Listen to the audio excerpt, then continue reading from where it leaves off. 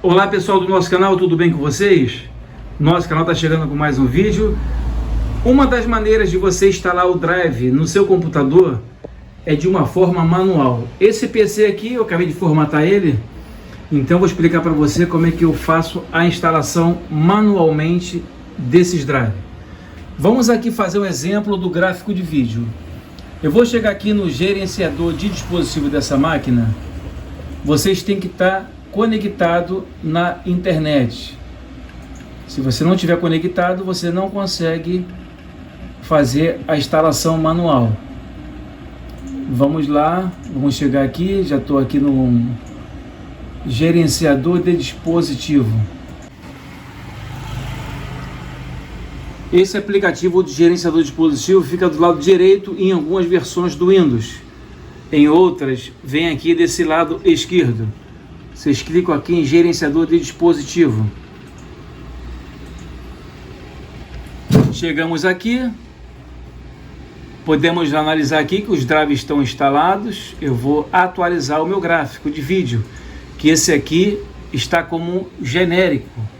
Eu vou instalar o gráfico original dessa placa-mãe para que o gráfico de vídeo fique mais rígido, que eu possa fazer uma edição de vídeo, que eu possa assistir algum vídeo no YouTube ou algo que vai exigir gráfico de vídeo. Eu vou vir com o botão direito, atualizar drive, e vou colocar aqui para pesquisar drive automaticamente. Aqui informa: o Windows pesquisará no computador o melhor drive disponível e o instalará em seu PC. Vocês dão um clique aqui, que ele está buscando o melhor drive na internet. Essa aqui é de uma forma manual. Esse PC, acabei de formatar ele hoje, ele está pendente desse gráfico de vídeo, para que fique melhor. Os aplicativos vou instalar já dentro dele. Então vamos aí, ó, já está fazendo a busca do gráfico de vídeo. Já começou a piscar. O gráfico de vídeo ele fica se movendo.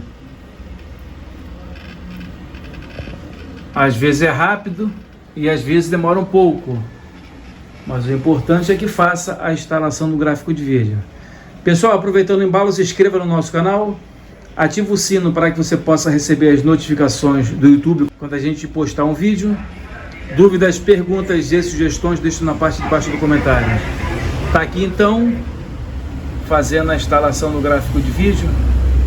Depois vocês vão notar lá no gerenciador que vai fazer a alteração do gráfico de vídeo, do genérico para o original.